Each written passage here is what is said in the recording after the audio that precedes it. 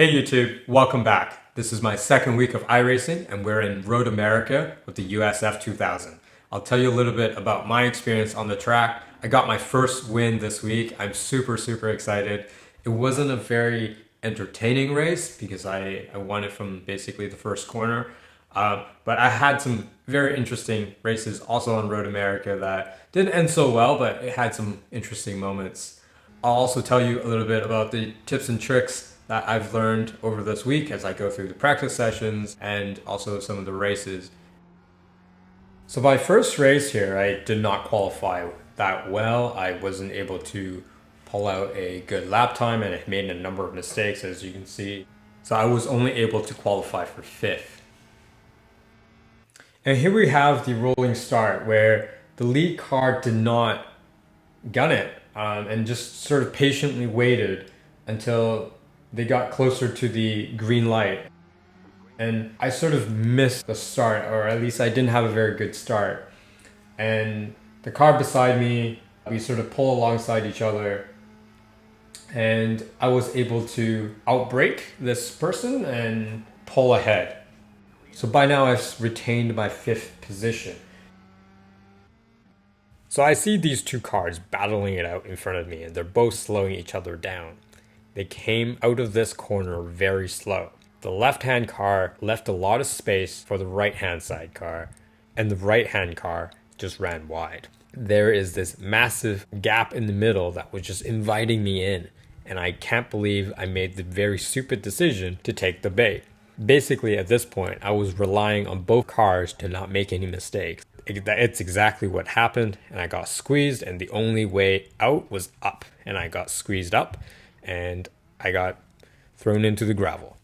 I was lucky to be able to rescue and pivot the car as soon as possible, as much as I can, and only give the tire wall a very quick tap with the rear tire. I was able to avoid too much damage, but by then I was already falling towards the back of the grid.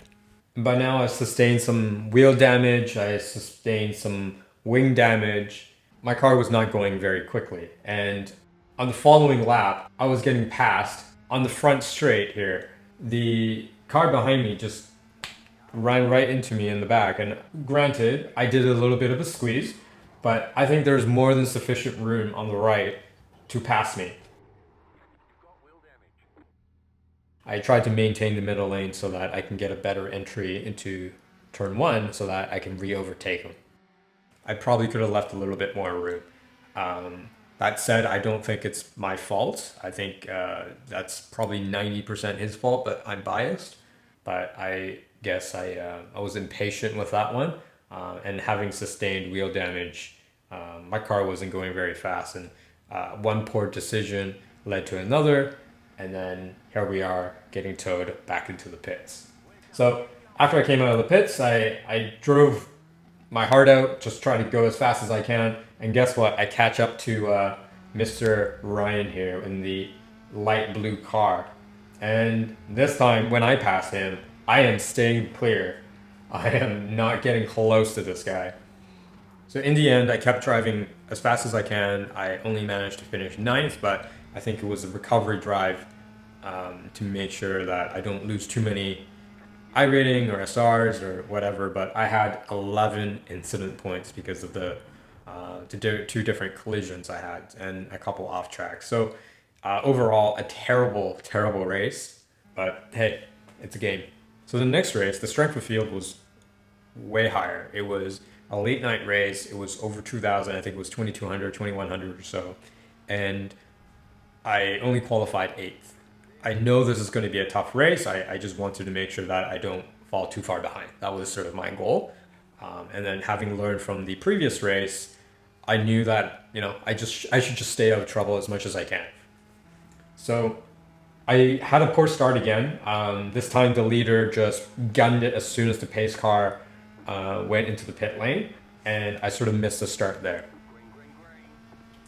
That said, I have a good toe, and I nailed my braking point. I was able to catch up to the lead pack pretty quickly.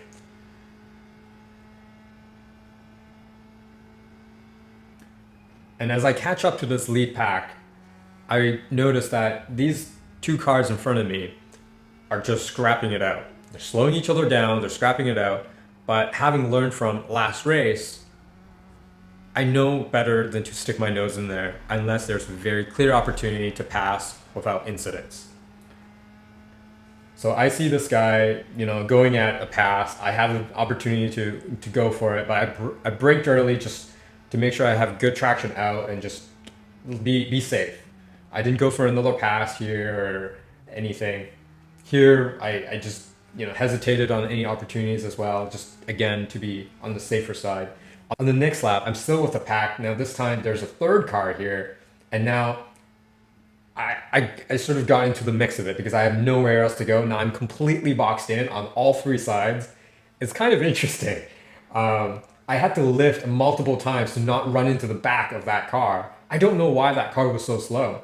And then this little teal car jumped in the middle of the braking zone. I thought it was extremely dangerous and then dove back into the racing line, and I managed to dodge him. And I managed to clear him, and I basically made up 2 places in that one straight.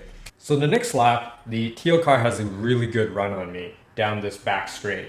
And I saw this coming, and as he's going down the inside, I wanted to stay on my racing line and just do the old switcheroo and get really good traction out of the corner. And that's exactly what I did.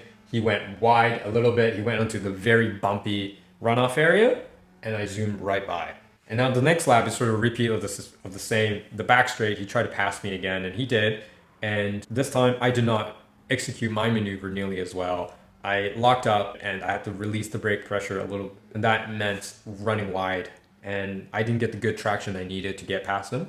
I again maintained a very conservative approach and give him a little bit of pressure, hoping that he makes a mistake. And guess what? There it is. He runs wide, and I sneak past him just one more time. All right. Clear on the right. He tries to go around the outside of this shorter straight. This is the straight right after the carousel, and he tries one more time to get past me. This time he goes down the outside because I was covering the inside, and we had a little bit of a tap. It was a 0x, so I think we were both very respectful of each other, and we were able to run closely to each other without hitting or making contact or causing any collision. So I think kudos to this guy as well. I forget his name, but I really enjoyed racing with him. So if you watch this video and if this is you, thank you. Had a lot of fun. And on the next lap, on the home straight, he drafted behind me and took me on the inside of turn 1. And here's something interesting. On the back straight, we saw a car spin out, and there was a yellow flag, and we sort of stayed a little bit cautious. We overtook this slow car, still recovering and trying to return to the racetrack. This guy, Felipe, drove right back into the racing line, which was a little bit dangerous, but it is what it is. And he was slow getting off into the corner, so I was able to pass him despite a little bit of a battle. I went around the outside of this fast right sweeper and then outbraked him into the next corner. Keep to the left. Still there. Still there. Clear on the right.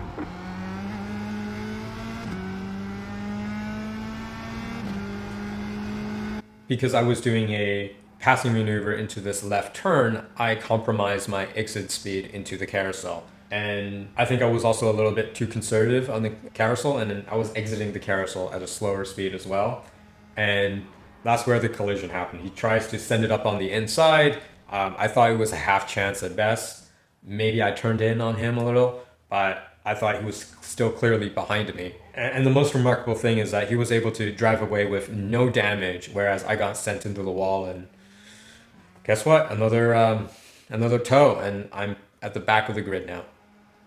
Absolutely ridiculous. And now here's something interesting, is that as if it's a stroke of karma, this guy Felipe, at the end of the race, last lap, I think half a lap to go at the end of the back straight, he collided with another person, and this person basically did the exact same thing that he did to me and tapped him on the uh, rear wheel on the inside and spun him around. Stroke of karma. And then there's this third race of the weekend where this rolling start, again, I still need to perfect that. But now I know I need to really keep an eye on that lead car. I should ignore what happens on the other lane because it seems like the other lane I can pass despite being in the 2 position versus in the 1 position on the right. It seems like the P2 position can just keep rolling forward without penalty. So I keep my eye on this yellow car here, and as soon as he guns it, I went for it. And I think the P2 and P4 cars on the left sort of overshot a little bit and pulled back and lost momentum. I was able to keep driving forward, and I was able to secure P2 pretty early on. And I was able to outbrake this car into turn 1. And from there on, it was all about just defending for a few more corners and then just managing the race and making sure that I bring the car home safe. So during this next lap, I felt a lot of pressure, and I'm not very familiar with leading. This is literally my first lap leading a race. So I felt very excited, very happy, but also a little bit nervous, knowing that any errors, any mistakes, I would just throw it all away. So I know I have an opportunity to win here. This is not a very strong field. I think it's like a 1200 or something like that, or 1100. So the race, I'm confident I can win. I just need to make sure I don't make many mistakes. So into the next lap, I made turn 1 a little bit wide here, and I think the car behind me tried to follow and followed me instead of driving the track, and ran into the grass and couldn't control it and spun. And it was good because now I managed to consistently start building a gap between me and the pack behind me, and from that I was able to build a very steady rhythm. There were a couple moments where I was slightly concerned. It was around lapping the cars. One car tried to race me. I don't know why, but if you're getting lapped, don't race the leader. But anyway, I took it very cautiously. I noticed that he was trying to race me, so I just stayed on my side of the road and into turn 1, outbrake him, and as if it's a full-on pass. I did not have any illusion that he'll get out of the way or brake early or basically let me by. I just wanted to make sure that I stay as far away from the back markers as much as I can. And then each corner, I was just making sure that I was taking things patiently and conservatively. I was telling myself 1 corner at a time, breathe. But I'm so happy right now because I just finally got the win. I know this is a low level split, but hey, a win's a win's a win. So I know wins will be harder to come by as my I rating increases or matches my skill level. So I'm super excited. I'm just gonna be happy about it. So Road America is a track that has a lot of straights, and they're connected with corners that look deceptively simple. I've noticed that these long straights would allow for a lot of passing opportunity when you get out of a corner, let's say at 35 miles an hour, and somebody gets out at 38. So they're 3 miles per hour faster than you exiting that corner. Now, until they reach top speed or until their rate of acceleration tapers off, then you're losing 3 miles per hour down the entire straight. It might not sound like much, but after a long straight, you're losing 2-3 tenths. So if you look at home straight after turn 14 and up to turn 1, that long straight, you can lose half a second if you don't have your exit speed right. So I'm reading the Road America map here, and the home straight, if I'm reading the map correctly, it's about 4,000 feet, and the back straight's about 38. And then you also have a pretty long 2,700 feet straight after the carousel turn. So with these straights, basically if you don't have a good exit speed, you're gonna get passed, you're gonna fly by you, and by the time you try to catch them in the corner, they're gone, right? So The implication is if you're patient, you don't actually have to do risky maneuvers or try to pass under the tighter turns or try to duck down the inside of a 90 degrees fast sweeper. That's just asking for an accident. What you could do is just set yourself up really well, like especially if you're much faster than the driver in front. Just set yourself up for a really good run down one of these straights, and you just go straight past. And then on turn 5, there is a runoff area that's very bumpy, and it seems like a lot of people take advantage of it. I personally found a lot of lap time just avoiding it, slowing for the corner a little bit more than I would have if I were going to use the the curbing, the runoff area, and be able to get a better exit out directly on the asphalt. On the asphalt, you just get so much more grip, and the runoff area is actually quite bumpy, and I find that it unsettles the car. Tire basically bounces up and then loses grip and it just spins. You can sort of see the rev counter just goes all the way to the max and then bounces back down, and then you're getting that wheel spin. And then there's turn 6, which is a tricky turn 6, where you have an incline and then a left turn. That incline can unsettle the car, and I've seen a lot of people spin, myself included, especially if you're racing somebody, where you're going too wide, you're not going on the optimal line, and you try to turn and apply a little bit more steering lock, and the back just gives out and you just oversteer. The trick that I've learned is go through the incline, and then as soon as you reach the top, brake a little, downshift, and then apply a little bit of gas, is neutral throttle, and just go through the corner. Applying a little bit of throttle, I've noticed, settles the car down. I think some people try to trail brake through the corner or even just fully lift off, and the weight transfers forward. And that weight transfer forward is sort of exaggerated because you just came up an incline, and as your weight transfers forward, your back steps out because there's less weight on the rear wheels, and your rear just doesn't have the grip for you to apply that quick steering lock. And then there's the carousel, which is a long sweeper. This is collectively turn 9 and turn 10. It's a double apex corner, and it's something that I've seen different people take different lines, and honestly, I don't know what the best line is. I take it as a double apex. I've seen someone hug the inside the entire way through, and they seem to carry pretty good speed. I've seen someone carry on through the outside for most of the turn, and then cut back as a late apex corner. I think the one that hugs the inside the entire time tends to be the slower exit speed, and the others, the late apex and the double apex methods, tend to get a little bit more of a better run down the following straights. So you do get some passing opportunities there based on the different lines. And when you take the carousel, you start to feel that the downforce does get affected by the dirty air if you're following closely. So taking that different line might actually help you if you're trying to pass the car in front. And I know this video is a little bit longer than normal, so I'll cut it off right here.